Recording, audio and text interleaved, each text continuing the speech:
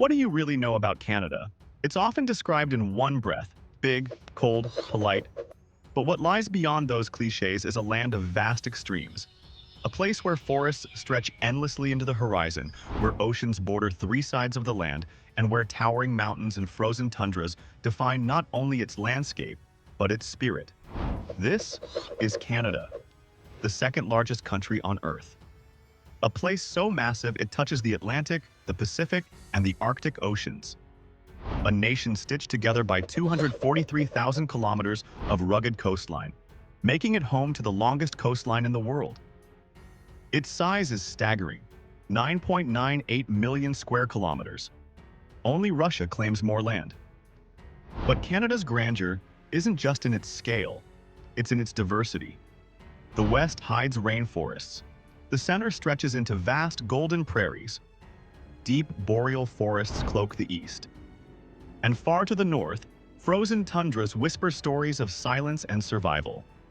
Here stands Mount Logan, the highest point in the country at nearly 6,000 meters, reigning over the St. Elias Mountains. It watches over a land of thousands of lakes, more than any other country, and over 52,000 islands, many uninhabited, pristine, and untouched. This is a place of firsts and extremes.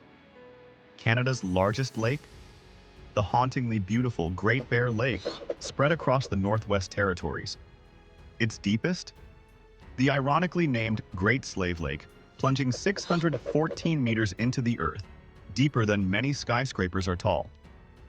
And then there's the Mackenzie River, a 4,241-kilometer liquid highway that winds through wilderness, carrying centuries of history with it. This enormous space, so wild and rich, has shaped everything from Canada's natural resources to its cultural identity. It gave birth to empires of fur trade, to industries built on timber, oil, gas, and mining. The beaver, once hunted for its prized pelt, became so iconic that it earned its spot as Canada's national animal, a quiet symbol of industriousness and resilience. But in the shadow of its beauty lies the reason it took so long for settlers to come: the climate. Canada is cold, bone-deep, soul-numbing cold. The coldest temperature ever recorded in North America happened here, a brutal minus 63 degrees Celsius in Yukon's Snag in 1947. But here's the paradox. Most Canadians don't live in the icy north. They hug the southern border just a few hours from the US, clustering in cities like Vancouver, Toronto, and Montreal, where winters are fierce but survivable, and summers bloom with life. To understand Canada is to understand contrasts. It's a place where rugged wilderness and vibrant cities coexist, where ice collides with innovation, where every mountain, every river, every storm-touched forest tells a story of survival, beauty, and quiet power. This is just the beginning. Welcome to Canada Explained with VidaLoko. What makes a country truly powerful? Some say it's money, others say it's land. But in Canada's case, it's both, and more. Beneath its tranquil lakes and towering mountains lies a quiet engine of global economic power, built on centuries of natural resource wealth, strategic trade, and resilience. It all began with fur. The humble beaver transformed Canada's destiny. In the 17th and 18th centuries, European hunger for beaver pelts launched an era of intense exploration. French and English traders moved deeper into indigenous territories, forging complex relationships with First Nations in search of the elusive creature. The beaver, unknowingly, built Canada's first global trade network. Today, the story has evolved, but the foundation remains. Canada is rich in timber, minerals, oil, gas, agriculture, and clean water. It's one of the few nations where forests still cover nearly 38% of the land, fueling a vast forestry industry that touches global markets. Canada's mining sector is legendary. The country is a top producer of potash, uranium, gold, nickel, and diamonds. And in the heart of Alberta, the oil sands fuel both economic growth and international debate. The world watches Canada not only for what it extracts, but how it does it. As climate change intensifies, Canada is shifting. Green energy is growing. New policies favor sustainability, and technology companies are turning resource towns into hubs of innovation. But beyond the mines and oil fields, a quieter powerhouse feeds the nation and the world: agriculture. The prairie provinces of Saskatchewan, Manitoba, and Alberta are vast oceans of wheat, barley, and canola. Dairy farms stretch across Ontario and Quebec, while the West Coast bursts with berries, wine grapes, and seafood. And in the Atlantic waters, fishing, once a way of life, is finding new relevance as demand for Canadian seafood grows worldwide. With all this wealth, Canada stands strong on the global economic stage. Its GDP of over $2 trillion makes it the 9th largest economy in the world, and the nation is deeply connected to global trade. The United States is its biggest partner, with nearly $900 billion in goods and services exchanged annually. But there's more. China, Japan, the UK, Mexico. Canada trades with them all, thanks to over a dozen free trade agreements and a strong diplomatic presence in key global markets. But it's not just about big exports. Small businesses make up 98% of Canadian companies. Immigrants open restaurants, tech startups emerge from college dorms. Indigenous entrepreneurs blend tradition with modern business. From Toronto's finance towers to Vancouver's tech corridors, from farm stands in Prince Edward Island to mining sites in Yukon. Canada's economy is a tapestry of innovation, tradition, and ambition. This is a country where natural resources built the foundation. But diversity, determination, and reinvention are shaping its future. Whether you're a miner, a farmer, an engineer, or a dreamer, Canada has space for your story. What makes a country feel alive? It's not just its borders or buildings, it's the people, their languages, their dreams, their stories. Canada, with its nearly 40 million people, is one of the most multicultural nations on Earth. But beyond that, it's a country of contrasts, vast, cold, and rugged, yet deeply welcoming, deeply human. Let's meet the soul of Canada. Canada may be the second largest country in the world, but in population it ranks just 37th, nestled between Poland and Ukraine. That's right, Canada's landmass dwarfs most countries, but its population is modest. Today, nearly 39 million people call it home, and over 80% of them live in cities or urban areas, with the vast majority hugging the southern edge of the country, close to the US border. Why? The answer is simple: survival. In the far north, temperatures can plunge below -60. So most Canadians live in a ribbon of warmth and opportunity, just 300 kilometers wide, stretching from Vancouver to Halifax. The beating heart of Canada lies in 3 major cities: Toronto, the largest and most diverse; Vancouver, nestled between ocean and mountain; Montreal, the bilingual capital of art, food, and French flair. But that's just the beginning. Canada is made up of 10 provinces and 3 territories, each with its own identity, rhythm, and voice. Here's a snapshot. Ontario. Home to over 14 million, it's Canada's powerhouse of finance, education, and innovation. Quebec. Where French is more than a language, it's culture, pride, and resilience. British Columbia. Nature's playground, framed by ocean waves and alpine peaks. Alberta, a land of oil, cowboy heritage, and wide-open prairies. Manitoba and Saskatchewan, the agricultural heart, feeding not just Canada, but the world. Nova Scotia, New Brunswick and Prince Edward Island, the poetic Maritimes, where salt air and tradition linger. Newfoundland and Labrador, rugged and remote, where folklore and fishing boats shape the soul. Then come the territories: Yukon, Northwest Territories, and Nunavut, vast, wild, and home to some of the oldest cultures in North America. Canada isn't a melting pot. It's a mosaic. More than 1 in 5 Canadians were born in another country. From the Philippines to Nigeria, from Syria to China, newcomers bring their languages, cuisines, and worldviews. Walk through a single Toronto neighborhood, and you might hear Arabic, Tagalog, Punjabi, Mandarin, Somali, and French, all in the same block. And it's by design. Canada celebrates immigration as a pillar of its identity. The government welcomes over 400,000 new permanent residents every year, and communities across the country open their doors with surprising warmth. But long before immigration, before colonial maps and flags, this land was home to its first peoples. Indigenous Canadians include the First Nations, the Métis, and the Inuit. Their presence here dates back over 12,000 years.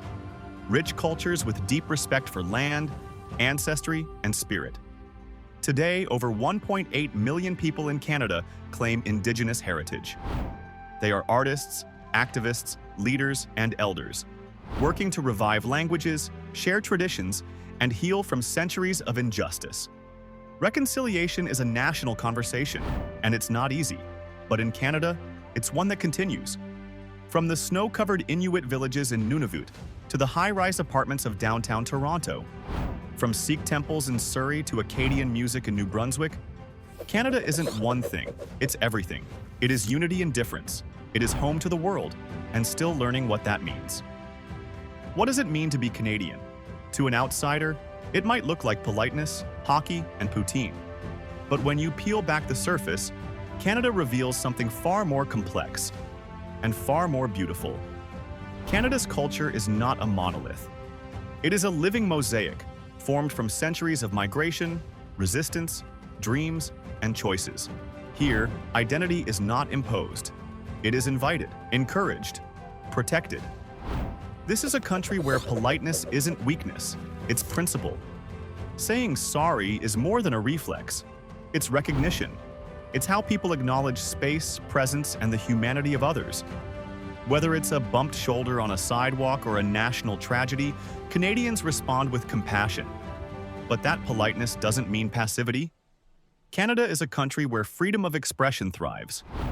From the Indigenous resurgence of culture, to the Francophone pride of Quebec, to the grassroots activism of youth fighting for the environment. People here speak up and they listen. They argue and they respect. It's a quiet fire that burns beneath the snow. At the heart of Canada's cultural landscape lies a delicate balance. 2 official languages, 2 founding colonial powers, and a shared desire to coexist without erasure.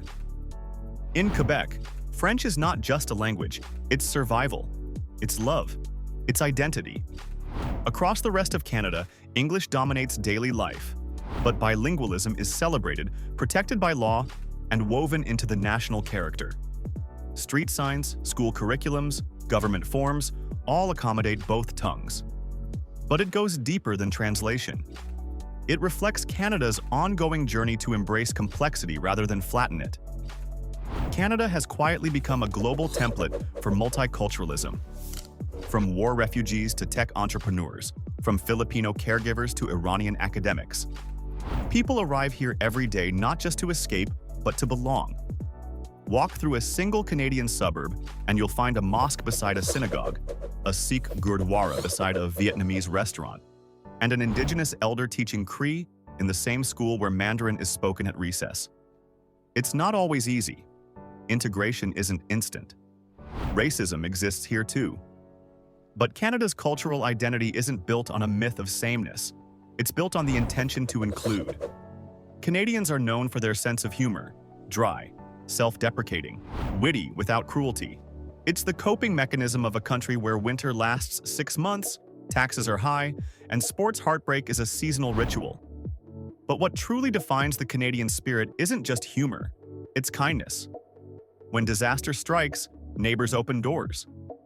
During blizzards, strangers push cars. When the pandemic hit, Canadians sewed masks, checked on elders, and clapped for frontline workers from balconies. This culture of quiet kindness doesn't make headlines, but it builds the bones of a nation. In a world of noise and division, Canada whispers. It doesn't claim to be perfect, but it dares to be kind. It doesn't erase difference, it embraces it. And in its ever-changing, ever-listening heart, Canada continues to grow, not just in numbers, but in meaning. This is the soul of Canada. If culture is the soul of a nation, then food is its heartbeat. In Canada, every bite tells a story of migration, survival, tradition, and evolution. Here, the dinner table is a global buffet, and every dish is more than a recipe. It's a reunion of identities. We begin with perhaps Canada's most famous comfort food, poutine. Born in rural Quebec, this simple combination of French fries, cheese curds, and gravy has transcended borders. It's messy, it's rich, and it's uniquely Canadian. It represents the country itself.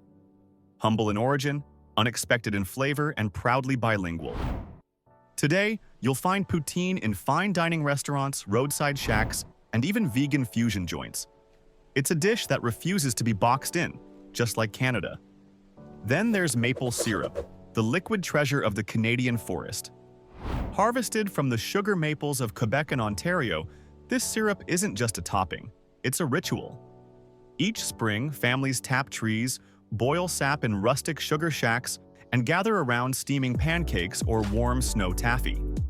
Maple syrup is Canada's signature export, but for many, it's also a memory of home, of cold mornings, family breakfasts, and the smell of wood fires in the air. Long before poutine or pancakes, this land was nourished by indigenous food traditions. Wild game like moose, caribou, and venison. Fresh fish pulled from icy lakes. Berries, bannock bread, and cedar tea. Indigenous cuisine is not a relic. It's alive, adaptive, and being reclaimed across Canada. Restaurants led by First Nations chefs are reviving ancient techniques, pairing traditional ingredients with modern storytelling. Each plate becomes a quiet act of cultural resilience, a taste of history and hope. Step into any Canadian city and follow the scent. It will lead you to the true menu of this country: Vietnamese piojo in Montreal, Indian butter chicken in Brampton, Chinese dim sum in Vancouver, Mexican tacos in Calgary, Italian wood-fired pizza in Halifax, Lebanese shawarma in Ottawa, Ethiopian injera in Winnipeg. And this is just a taste. Canada's cities are edible passports, places where families have brought flavors across oceans and created new traditions. In Canada, Sunday dinner might mean kimchi, pierogies, sushi, or all three. This is not fusion. It's belonging through food. And then, of course, there's Tim Hortons, a coffee shop founded by a hockey player turned into a cultural institution. For many Canadians, a double-double, coffee with 2 creams and 2 sugars, and a Timbits box, bite-sized donut holes, are the start of road trips, hockey practices, or lazy mornings. Tim Hortons is more than caffeine. It's a community hub, a shared ritual, a taste of the ordinary, made sacred. Food in Canada is not defined by one dish or one people. It is a collection of arrivals, each one bringing spice, color, texture, and story. Whether served with chopsticks, a fork, or bare hands. Whether cooked over fire or frothed in a cafe, Canadian food is a love letter to the world, written in recipes, seasoned with generosity, and served with a side of open arms. In Canada, sports are not just games, they are language, legacy, identity. Whether you were born on a prairie or arrived from across the world, there's one thing that unites Canadians on a snowy Saturday morning: the roar of a hockey puck slapping the ice. Ice hockey is to Canada what samba is to Brazil. More than a sport, it's a national rhythm. Played in frozen ponds, backyard rinks, and Olympic stadiums alike, hockey defines winter childhoods and shapes national pride. Canada has birthed the legends of the game: Wayne Gretzky, the Great One, Mario Lemieux, Bobby Orr, Sidney Crosby, Connor McDavid, Marie-Philip Poulin, the clutch queen of women's hockey. With over 42% of NHL players hailing from Canada and gold medals regularly claimed at international tournaments, Canadians don't just watch hockey, they breathe it. Then comes curling, a sport that seems quiet until you try it. Sliding stones, shouted commands, furious sweeping. It's more strategy than spectacle, and it holds a special place in small towns and big cities alike. Curling clubs are community centers, places where generations bond, friendships are born, and respect is the real prize. Did you know basketball was invented by a Canadian? In 1891, James Naismith created the sport that would become a global phenomenon. Today, players like Jamal Murray, Andrew Wiggins, and Shai Gilgeous-Alexander carry the maple leaf onto NBA courts. The 2019 NBA championship won by the Toronto Raptors wasn't just a victory. It was a celebration of Canadian grit, multiculturalism, and unity. Soccer may have once taken a back seat in Canada, but not anymore. Thanks to grassroots programs, immigrant communities, and stars like Alphonso Davies and Christine Sinclair, Canada is rising on the global football stage. In fact, Christine Sinclair holds the world record for the most goals scored in international play by any player, male or female.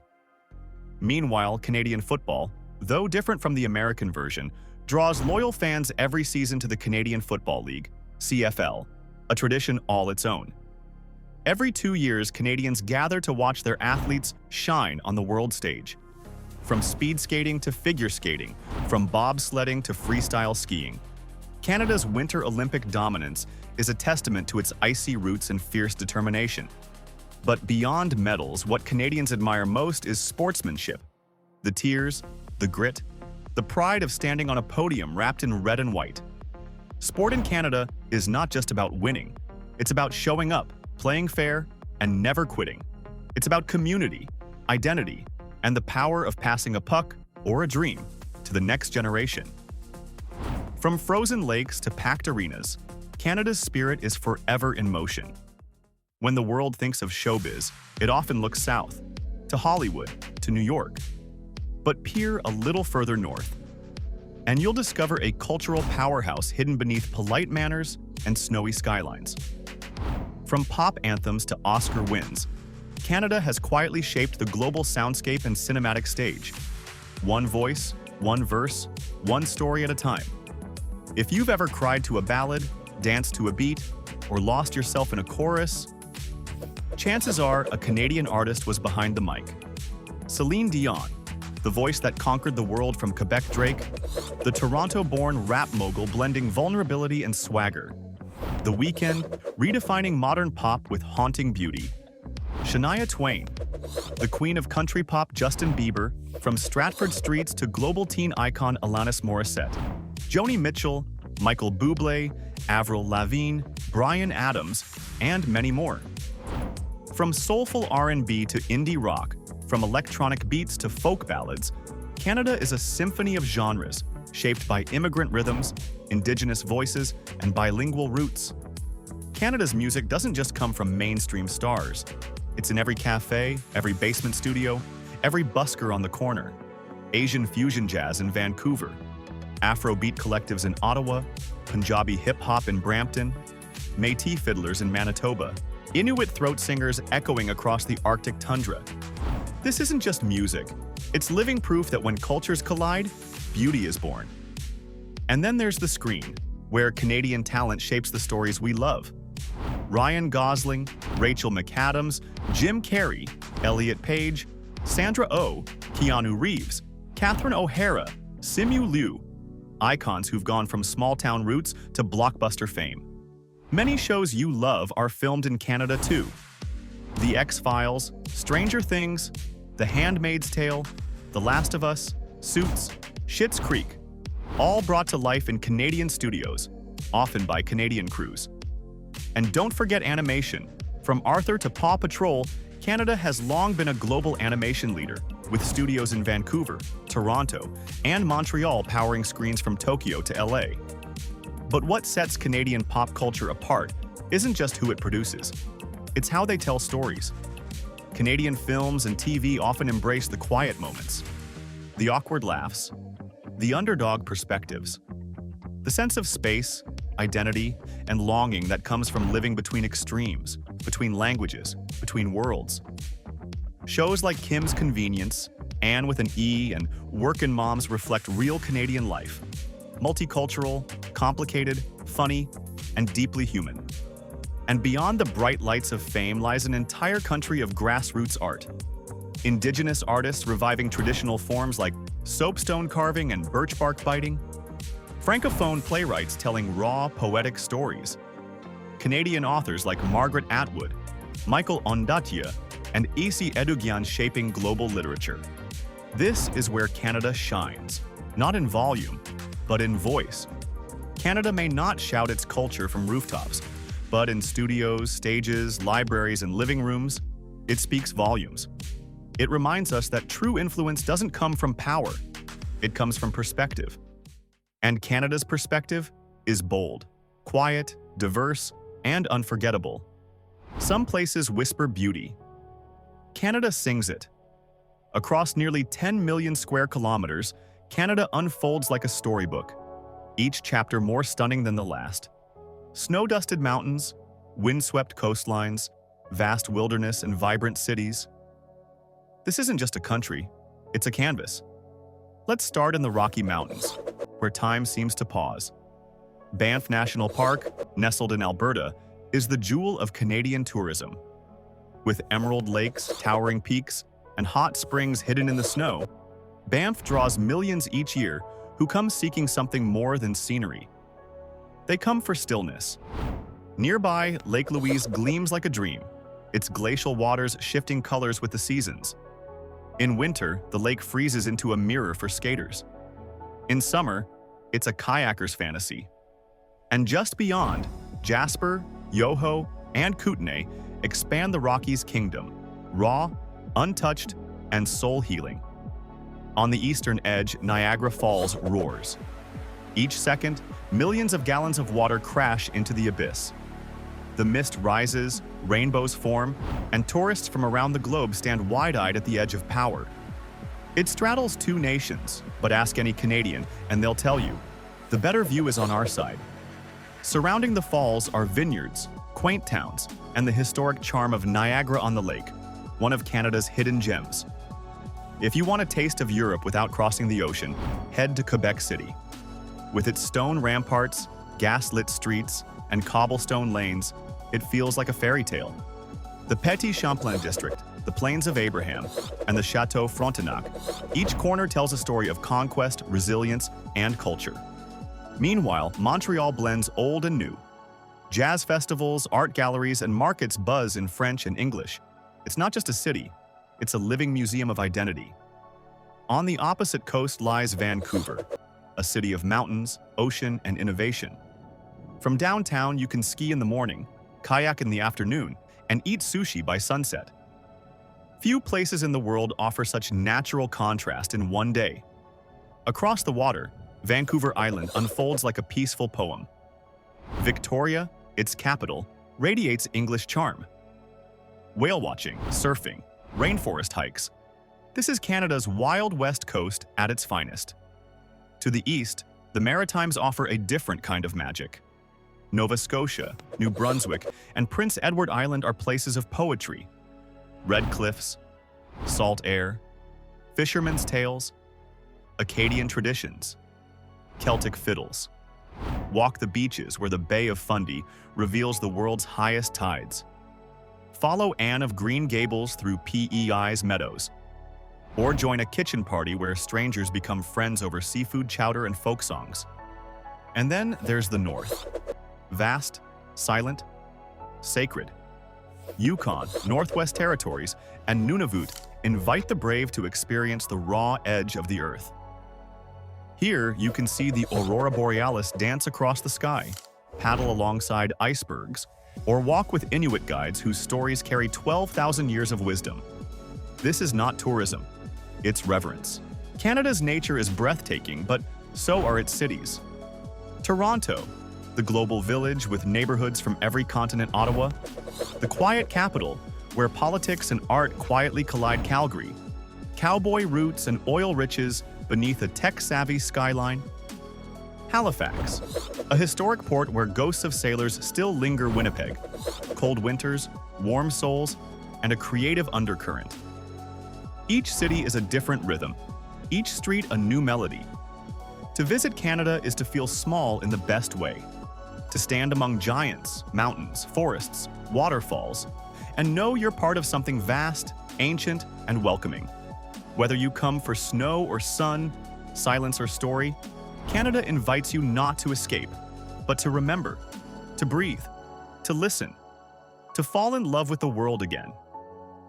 Cities aren't just where people live, they are where the future is born. In Canada, cities are more than concrete and glass. They are living labs for multicultural harmony, sustainable growth, and digital transformation. Let's explore how Canada's urban spaces are shaping tomorrow. Let's start in Toronto, Canada's largest city and perhaps the most multicultural city on Earth. Over 50% of its residents were born outside the country. Stroll through its neighborhoods, and you'll hear over 180 languages and dialects. Chinatown, Little Italy, Greektown, Little India, Koreatown, they're not just districts, they're testaments to peaceful coexistence. Toronto is also a rising tech hub, often called Silicon Valley North. Startups in AI, fintech, and green tech attract investors from around the globe. And all of this unfolds beside a vibrant art scene, globally ranked universities, and one of the safest metro transit systems in North America. In Montreal, French meets English and art meets innovation. The city feels like Paris and Brooklyn collided. It's Canada's cultural capital, pulsing with festivals, jazz, comedy, indie film, literature. But it's also a city of brains. Home to top research centers in AI, video game design, and aerospace, Montreal attracts talent from both hemispheres. Young, affordable, intellectual, Montreal shows that the future doesn't have to be built in a rush. It can rise through rhythm. Then there's Vancouver, where the future feels already here. Nestled between mountains and sea, Vancouver is a model for sustainable urban living.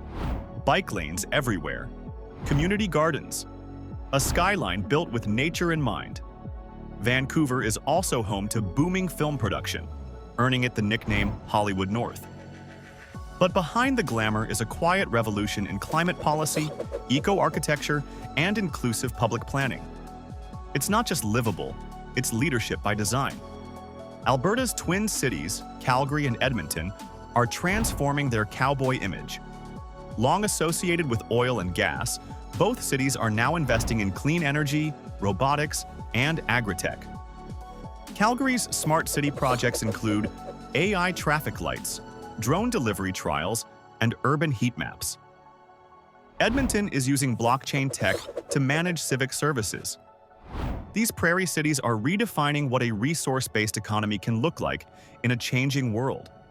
Quietly nestled along the Ottawa River is the nation's capital, a city of balance, brains, and bilingualism. Ottawa may not seek the spotlight, but it keeps the country running. Here, policies are drafted, national museums preserve heritage, and Canada's tech scene continues to grow, particularly in cybersecurity and telecom. It's also one of the greenest cities in Canada, with over 800 kilometers of cycling paths and forest-lined neighborhoods. What ties all these cities together is immigration. Canada welcomes more than 400,000 newcomers each year. And where do they settle? In cities. Immigrants open businesses, enroll in universities, work in hospitals, and build homes. They fill classrooms and council seats. They bring recipes, rituals, and resilience. Canada's urban growth is not by accident, it's by invitation.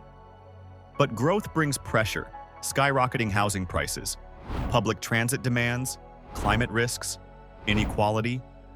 Cities like Toronto and Vancouver face affordability crises. Others struggle to match services with population booms. Yet in true Canadian spirit, innovation meets challenge. Cities are experimenting with vertical farming, modular housing, smart energy grids, car-free zones, citizen-led councils. Canada's urban future is not just technological, it's inclusive, diverse, and adaptive. Canada's cities aren't perfect, but they are powerful symbols of what's possible.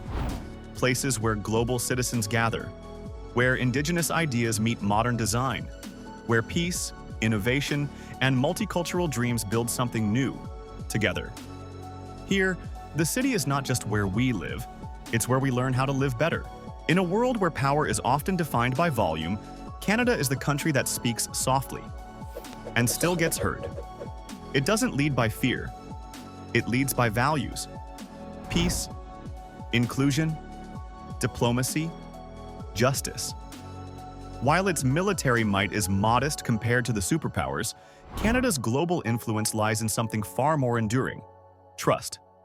Canada is one of the original architects of the United Nations, and since 1948, it has played a central role in UN peacekeeping missions, from Rwanda to Cyprus, from the Sinai Peninsula to Bosnia. Canadian soldiers are trained not just to fight, but to protect, to negotiate, to keep civilians safe in the world's most unstable regions. They wear the blue helmet with humility and a global reputation for fairness. Though known for peacekeeping, Canada has also fought when it mattered most. In World War I and II, Canadian forces played pivotal roles, storming beaches, liberating cities, defending ideals. From Vimy Ridge to Juno Beach, their sacrifice earned the world's respect. Today, Canada remains a core member of NATO, contributing troops, technology, and strategy to international defense efforts. It also supports the NORAD alliance with the US, monitoring North American skies against threats. But here's the difference. In Canada, military strength is not about dominance, it's about duty. Canada is home to one of the world's most respected diplomatic corps. It brokers peace, mediates conflicts, hosts summits. From climate change to women's rights, refugee protection to fair trade, Canada shows up with a pen, not a sword. And when global crises hit, earthquakes, wars, pandemics, Canada sends doctors, aid workers, clean water, and compassion. In many parts of the world, seeing the maple leaf flag brings not fear, but relief. Of all its relationships, none is more significant or complex than the one with its southern neighbor, the United States. The two countries share the longest undefended border in the world, and a trade partnership worth over $800 billion per year. But as former Prime Minister Pierre Trudeau once said, living next to the US is like sleeping next to an elephant. No matter how friendly, you feel every twitch and grunt. Still, Canada has preserved its independent identity. It stands beside the US in war and peace, but speaks up when it must. Whether it's climate policy, human rights, or diplomacy, Canada often plays the conscience of the continent. Canada is one of the most welcoming countries in the world for refugees and displaced people. From Syrians fleeing war, to Afghans escaping the Taliban, to Ukrainians affected by invasion, Canada has opened its doors and hearts. Entire communities rally around newcomers. Citizens volunteer. Kids translate for parents. It's not just policy, it's personality. Canada sees immigration not as a burden but as a blessing. With its vast forests, glaciers, and wildlife, Canada has a global responsibility, and it knows it. Though the country faces criticism over its oil sands and resource extraction, it's also one of the leaders in clean energy, climate science, and sustainability policy. Canada is pushing for net zero emissions, green cities, and protected marine areas. It's not perfect, but it's trying, and often leading. In an age of noise, Canada listens. In a time of division, Canada welcomes. On a planet in pain, Canada helps. It may not command headlines or stage invasions, but when Canada enters the room, the world knows. Something good is about to happen. What is a nation, really? Is it the sum of its geography, its rivers, its borders, its mountains? Is it the sound of its anthem, or the weight of its history? Is it the number of languages spoken, or the flavor of its food? Or is it something quieter? Something you feel when no one's watching? Canada is not a performance. It doesn't beg for attention or compete to be louder. It is a feeling, subtle but unmistakable. It's the stranger who holds the door, the refugee who becomes a neighbor, the nurse who works through a snowstorm, the First Nations elder who teaches a forgotten language to a new generation. It is a young boy in Saskatoon learning to skate. It is a newcomer in Halifax tasting their first snowfall. It is a grandfather in Nunavut watching his grandchildren speak both Inuktitut and English, and smiling. Canada is a country of contradictions, and that's what makes it whole.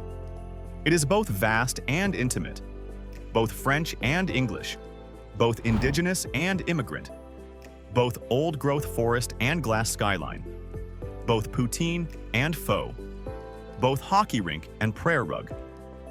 Canada has never tried to erase these differences, it weaves them. For many, Canada is cold. But beneath that snow, there is fire.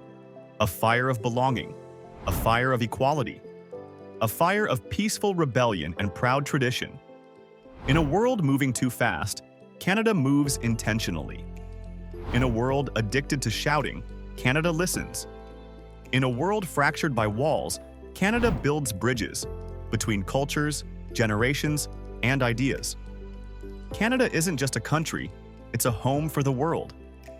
It's where a Syrian father opens a bakery beside a Ukrainian church, where a Chinese violinist performs at a Métis festival, where Filipino nurses care for elderly Holocaust survivors, where a gay couple adopts a baby born on treaty land, and all three are raised by love.